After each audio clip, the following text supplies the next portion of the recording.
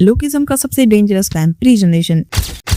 एक ऐसा एरा जहाँ मॉन्स्टर्स पैदा नहीं होते थे बल्कि वो रूल करते थे। एंड इसी जनरेशन से आते हैं इसके 3 legends, Gapryong Kim, Yamazaki Shingen and Jin Woojin. ये लोग बस नॉर्मल फाइटर्स नहीं थे बल्कि ये खुद अपनी जनरेशन से ऊपर थे। लेकिन सवाल ये आता है, क्या कभी इनको कोई सरपास कर पाया है? एंड क्या किसी बंदे में इतना पोटेंशियल है कि कोई इनको सरपास कर पाएगा? James Lee, Gun Park and Seongji जैसे मॉन्स्टर्स भी इनकी रिस्पेक्ट करते हैं, लेकिन क्या फर्स्ट या फिर सेकंड जनरेशन में कोई ऐसा है जो इनको कभी सरपास कर पाएगा? Gapryong Kim, the leader of Fist Gang. भाई का इन्फ्लुएंस ऑल ओवर कोरिया में था। बंदे ने प्री जनरेशन के सारे स्किल फाइटर्स उठाए एंड बना दी मुट्ठी गैंग, जिसमें जिन पार्क, टॉम ली एंड आस्तीन का सांप आता है। तुम जरा गैप्योंग किम का ये पैनल देखो, ये प्राइम गैप्योंग किम की फिजिक है। बंदे की बॉडी को देखकर लगता है बंदा शुरू से स्टेरॉइड्स पे है। एंड ये प्री जनरेशन के बंदों की पावर एंड फिजिक होती ही ब्रोकन है, जैसे कि गैप्योंग किम। बंदे के पास अपना पाथ है एंड सूत्रों से पता ये चला है कि प्री जनरेशन के टॉप के फाइटर्स 4 मास्टरीज को यूज करते थे। तो गैप्योंग किम के पास strength, speed, endurance, technique plus में कन्वेंशन, पूरी 5 मास्टरीज थी बंदे के पास। एंड जब गन ने चैप्टर 496 में जेम्स का मजाक उड़ाते हुए ये कहा था कि तू वही है ना जिसने दी लेजेंड गैप्योंग किम को मारा था, तो जेम्स ली उसे कहता है,